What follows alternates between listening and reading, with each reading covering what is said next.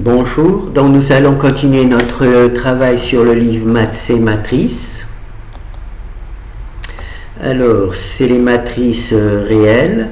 On va aller dans propriétés et applications, études du code pour les experts et les fonctions, les vecteurs propres pour les matrices symétriques. Donc on a fait précédemment, il y a quelques vidéos, on a travaillé sur les matrices complexes. Cette fois-ci, on va travailler sur les matrices réelles. Alors on va commencer étude des matrices 3-3. Alors on va prendre l'exemple de référence.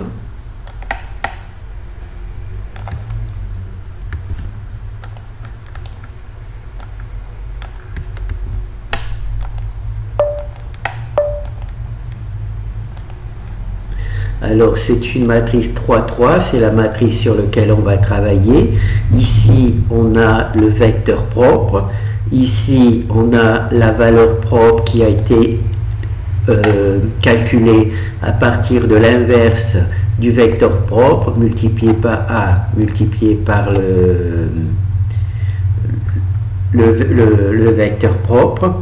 Et ici c'est tout simplement l'utilisation de la matrice des valeurs propres multipliée par les vecteurs propres et l'inverse, et on retrouve bien A.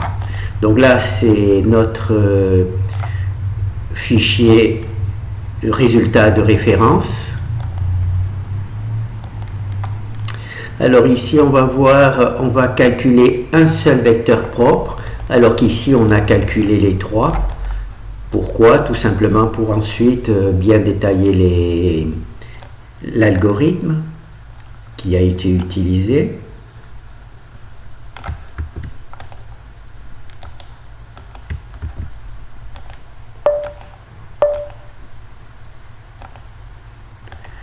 Alors cette fois-ci, on n'a calculé qu'un seul vecteur propre.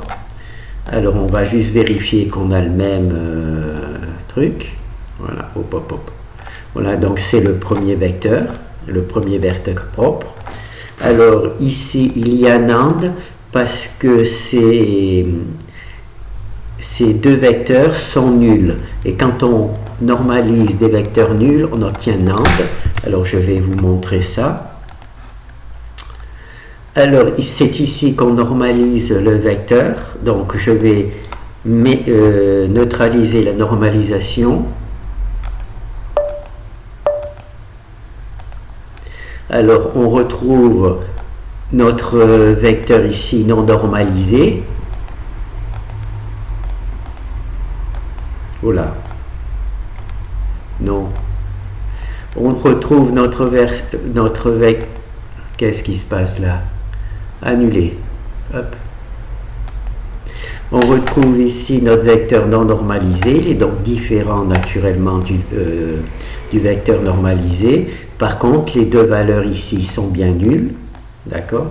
Là, elles ne sont pas, ici, elles ne sont pas calculées, ici, on a les valeurs. Donc maintenant, je vais renormaliser ce vecteur et on va bien retrouver les mêmes valeurs.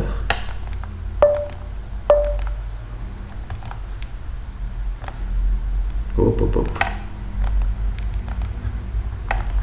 Voilà, là, on retrouve bien notre vecteur. Notre premier vecteur, et naturellement là c'est des vecteurs nuls normalisés, ben, ça donne un vecteur NAND, d'accord? Maintenant on va continuer. Là on a vu qu'on a calculé ce premier vecteur, on va calculer ce deuxième puis ce troisième à la fois. Donc là on a le premier vecteur, donc là on va mettre 2, on va calculer le deuxième vecteur. Si vous ne comprenez pas ce travail, c'est parce qu'on va... Là, je vous présente juste le résultat et ensuite on va voir le code. Donc ici, donc, on a notre deuxième vecteur. Alors, petite précision, le NAND, c'est tout simplement un vecteur nul qui a été normalisé. Donc là, on a le vecteur normalisé, donc tout se passe bien. Puis maintenant, je vais taper sur 3 et on va voir le troisième vecteur. Donc là, c'est calculer les vecteurs étape par étape. Hein. Ah, voilà. Et voilà, on a bien notre troisième vecteur normalisé. Et naturellement, les deux qui ne sont pas calculés sont NAND, c'est-à-dire qu'on a normalisé le vecteur nul et ça donne les NAND.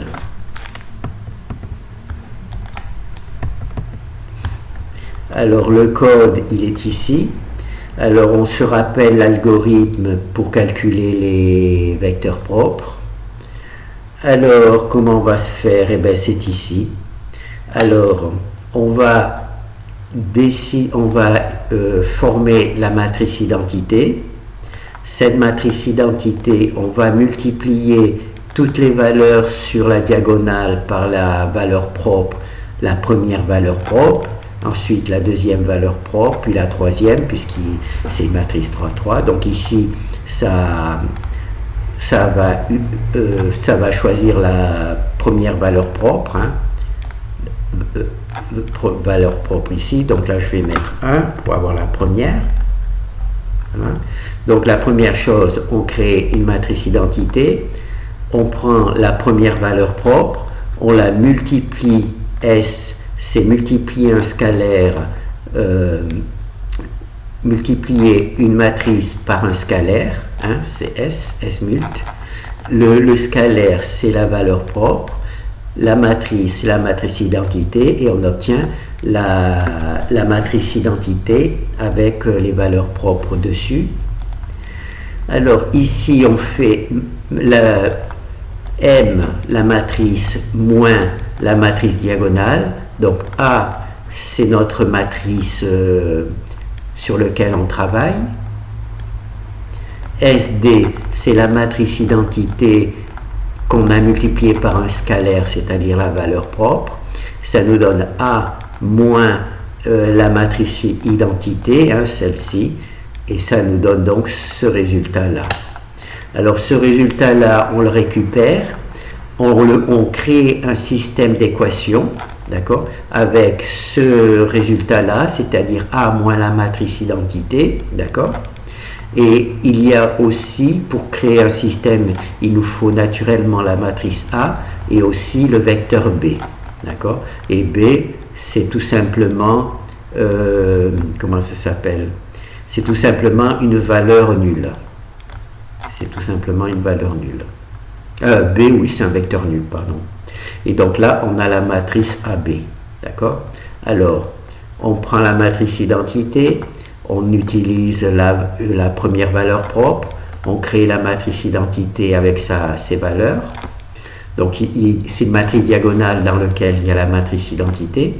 Ici, on soustrait A à cette matrice identité.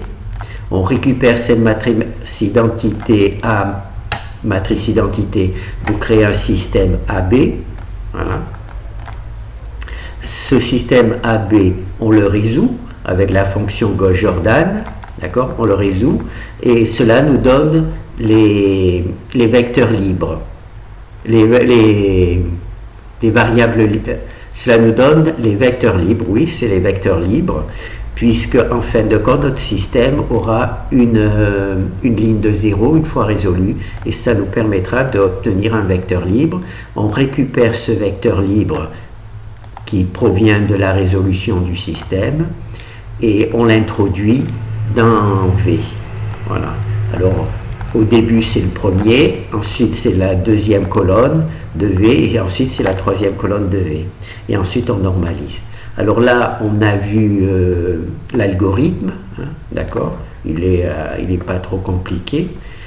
Et maintenant, ce qu'on va voir, c'est les calculs, étudier les calculs intermédiaires, c'est-à-dire on va voir tout ça étape par étape. Comme on connaît déjà l'algorithme, ça sera plus facile.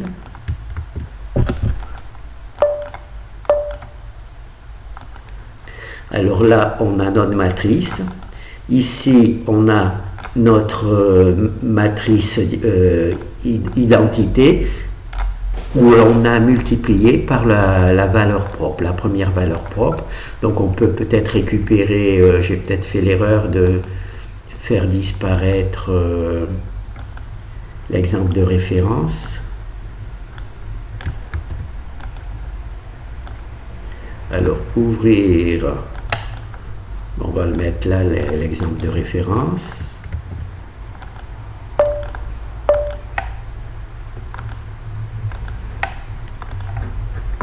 Alors ici, on a notre première valeur propre.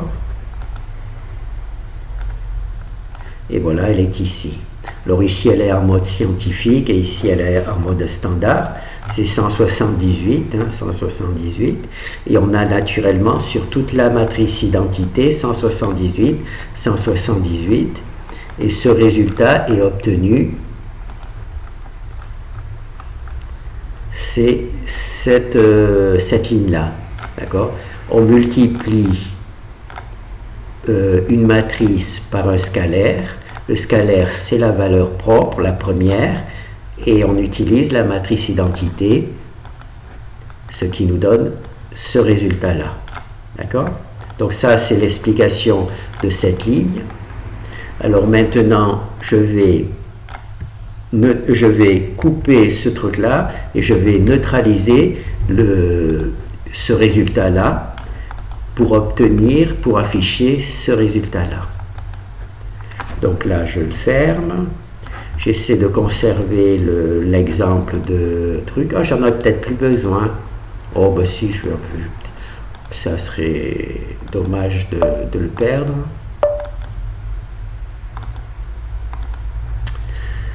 Alors, maintenant, ce que j'ai, c'est la matrice A moins la matrice identité que j'ai créée.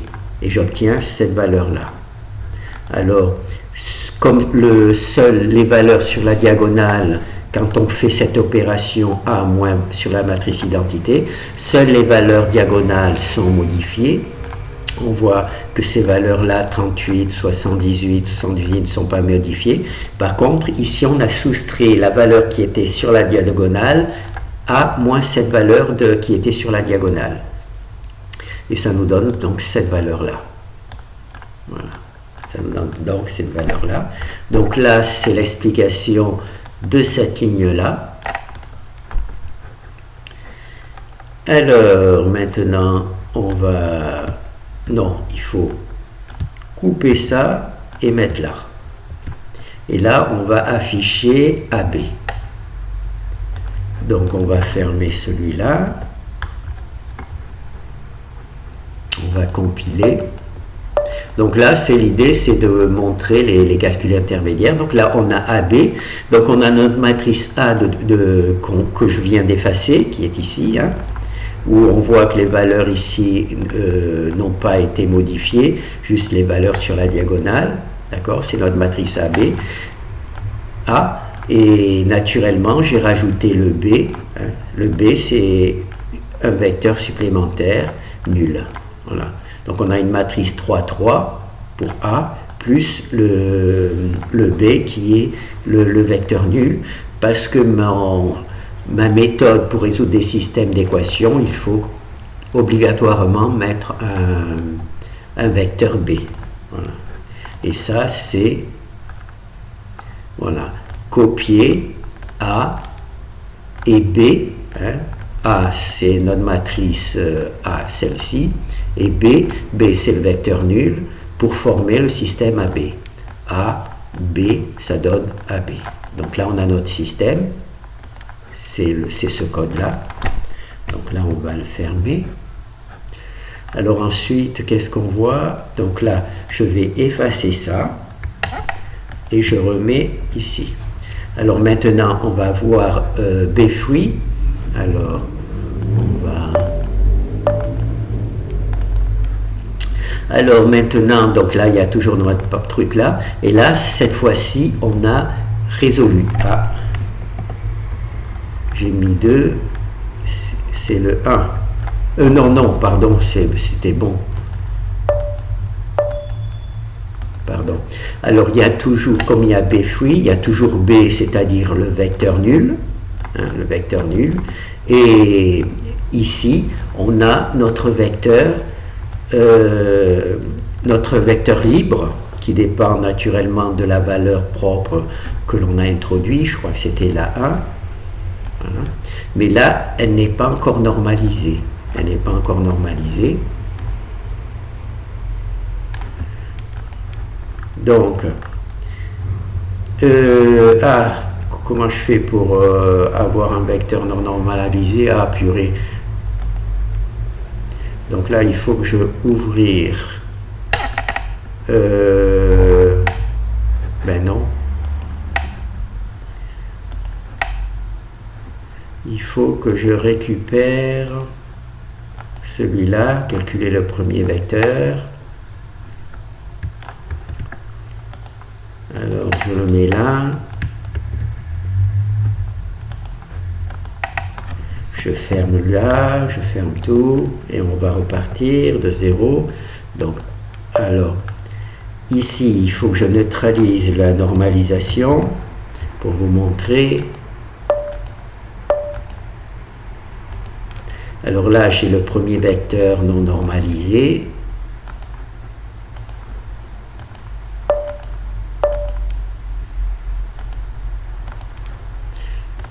Hop, hop, hop. Alors, hop. Et hop. Donc là, c'est là. Et là, c'est là. Et non, je me suis trompé. Toc. Voilà. Donc ici, on a notre vecteur B-free, qui n'est pas normalisé. Alors B-free, naturellement, ici, il y a B, et ici, il y a le vecteur. Il y a même la place pour une deuxième valeur, mais là, on travaille juste sur une seule colonne, donc c'est cette colonne-là, elle est là. D'accord? Et ce travail-là, il est fait par la fonction Gauss-Jordan. Il rentre donc le système AB que l'on a construit au-dessus, AB, et il en ressort B-free, c'est cette fonction qui fait ça. D'accord? Donc ça c'est bon. Là je sais pas lequel que j'ai... Bon ben tant pis, je sais pas lequel que j'ai fait un truc. Alors là, c'est B-free, on a vu c'était cette fonction, Gauss-Jordan. Maintenant ici, on va copier B-free dans V, d'accord? On va copier la colonne de B-free, la deuxième colonne, puisqu'on sait que la première colonne c'est 0, c'est B, la deuxième colonne c'est le vecteur libre, et on va le copier dans V, d'accord? Là, on l'a copié dans V. Alors, on va directement afficher V. Donc, je vais supprimer cette valeur-là. Le B-free, je vais le neutraliser. Hop. Là, alors, le B-free, je vais le neutraliser. Et donc, on va voir V.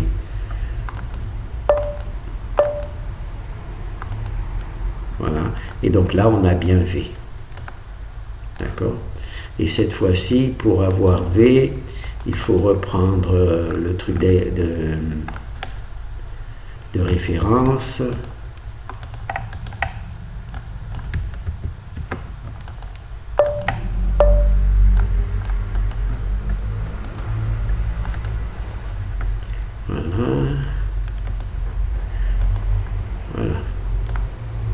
Voilà, on a ici notre vecteur V, et ici on a le même, le vecteur V,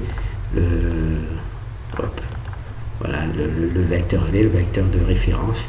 Simplement ici, les deux vecteurs ne sont pas encore calculés. Donc là, le principe, c'était de vous montrer l'algorithme pour calculer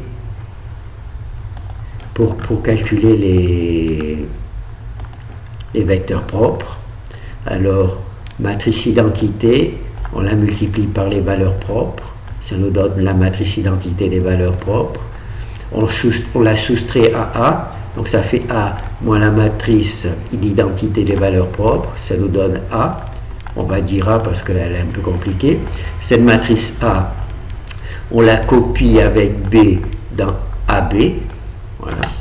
Ici, on utilise la fonction Gauss-Jordan qui va résoudre le système AB, il va s'apercevoir qu'il y a une ligne nulle.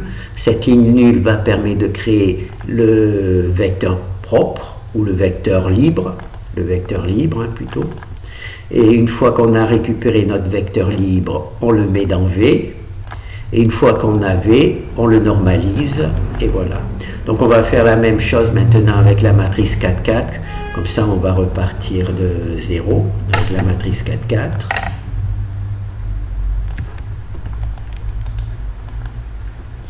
Alors, je vais essayer de mettre le truc ici.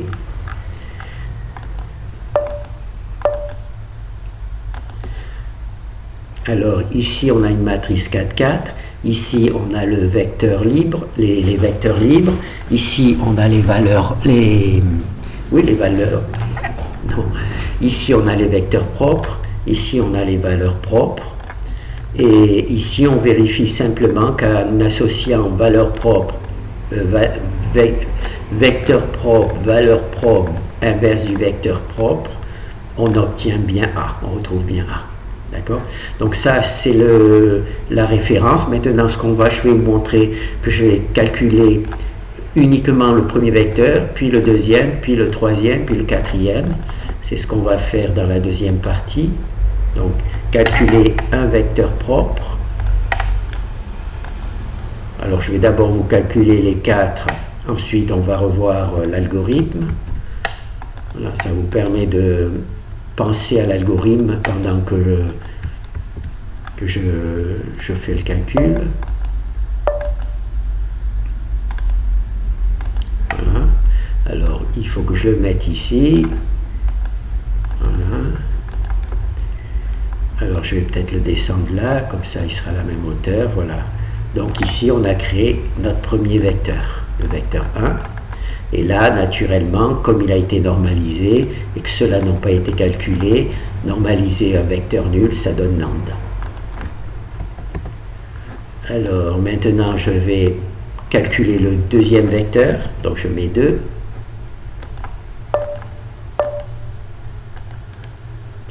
Alors, je le mets là. Voilà, donc maintenant, c'est le deuxième vecteur. Et les 3 autres sont nuls. Donc, quand on les normalise, ça donne NAND.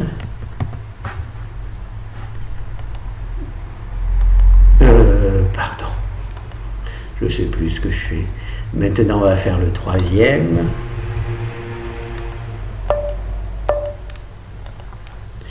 Alors, vous voyez, on a le troisième ici.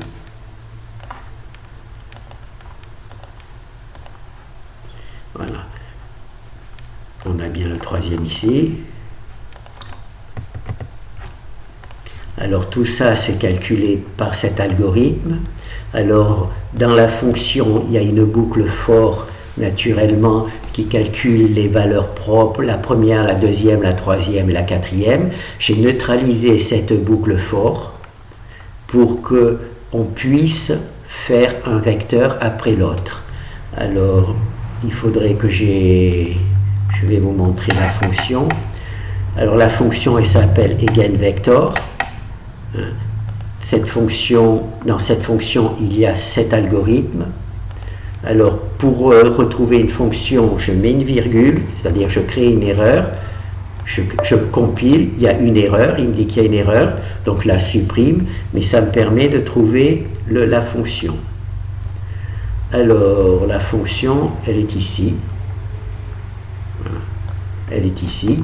Alors, on retrouve smult minus d, copie A et B dans AB, copie A et B dans AB, pardon, copie A et B dans AB, hein.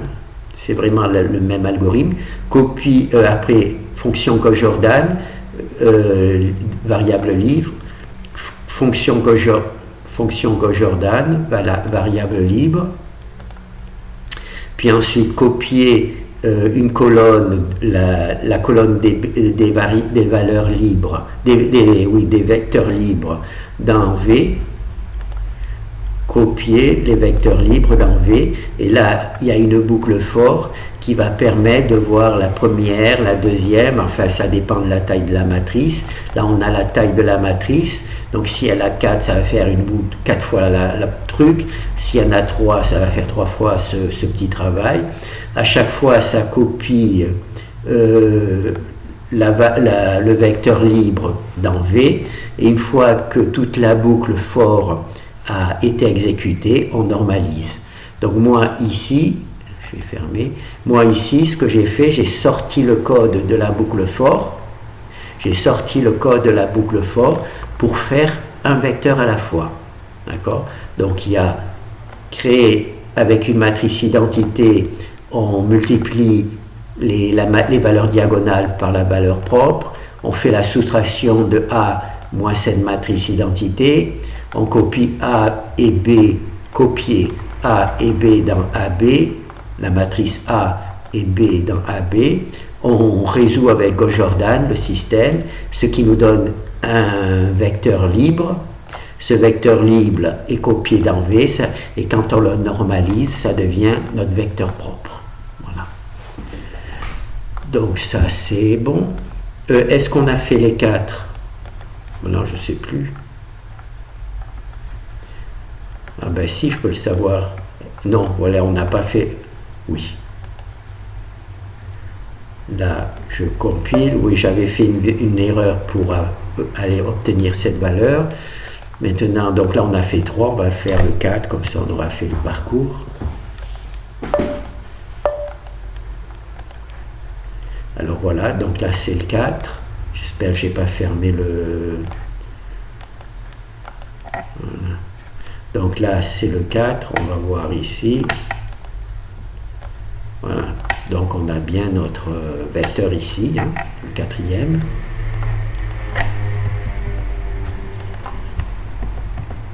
Alors maintenant on va récupérer le truc où là on étudie les calculs intermédiaires pour les matrices 4 quarts.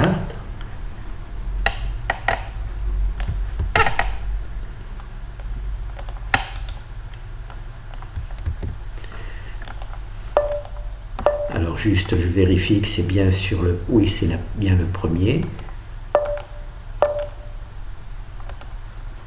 Alors ici on a A. Ah, j'ai encore effacé Hop.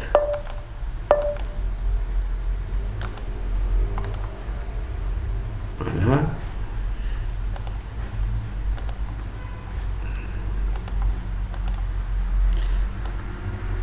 Alors ici nous avons la première valeur propre, ici c'est la deuxième, ici c'est la troisième et ici c'est la quatrième. Alors ici on commence par la matrice A, on crée une matrice identité et on installe la valeur propre sur toute la diagonale. Voilà, c'est la même valeur propre, c'est la première sur toute la diagonale. Et ça, c'est cette fonction-là qui fait ça. Multiplier une matrice par un scalaire. Le scalaire, c'est la valeur propre. La matrice, c'est la matrice identité. Et ça nous donne cette matrice-là, c'est-à-dire la matrice identité sur laquelle on a copié les valeurs propres. La valeur propre, c'est la valeur 1. Donc là, j'efface cette partie-là et je neutralise la partie du dessus. Là, si vous voulez refaire de la même manière que moi. Alors, donc là, on avait notre matrice identité, et là, on fait A moins la matrice identité. On s'aperçoit que les valeurs ici ne sont pas changées. Hein, les valeurs ici ne sont pas changées. Les seules valeurs qui sont changées, c'est les valeurs qui sont sur la diagonale. Là, sur la diagonale, on n'a pas les mêmes valeurs parce qu'on a soustrait A à la matrice identité. Voilà. Et ça, c'est cette fonction-là.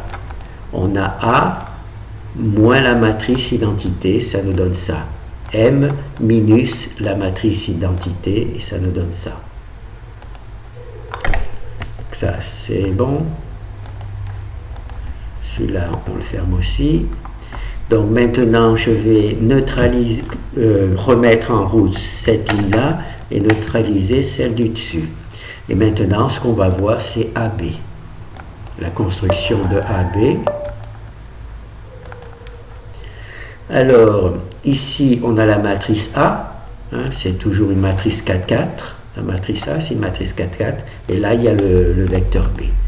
Donc là, je ne l'ai pas mis dans le... Voilà, on va mettre 5. Voilà.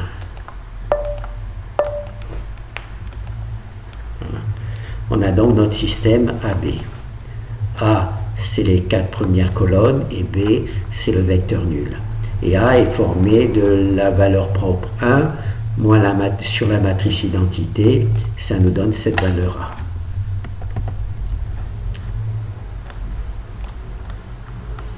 Et c'est cette fonction-là, c'est copier A et B dans AB. Donc A, c'est cette valeur-là qui est un peu difficile à lire. B, c'est un vecteur nul qui nous donne AB. Ensuite, donc là, je vais mettre en route cette ligne-là et neutraliser celle du dessus. Et donc là, on va avoir B free. On va déjà avoir la solution non normalisée. Et voilà, donc là, il y a B. La première colonne, c'est B. La deuxième colonne, c'est notre vecteur. Les colonnes supplémentaires, elles seront peut-être utiles plus tard. Là, c'est juste pour me faciliter la vie que je les ai mis. Donc là, il y a, comment ça s'appelle? Il y a cette valeur-là, qui est la valeur de B non normalisée. Alors c'est ici, on calcule la fonction Gauss-Jordan à partir du système AB que l'on a créé ici. On calcule, on obtient les valeurs propres, non, les valeurs libres, les vecteurs libres, on peut dire. On obtient un vecteur libre et on va copier ce vecteur libre ici dans V. Copier le vecteur libre dans V et ensuite ici on va le normaliser. Donc là, je vais neutraliser l'affichage de AB. Donc là, on va voir le résultat, tout simplement.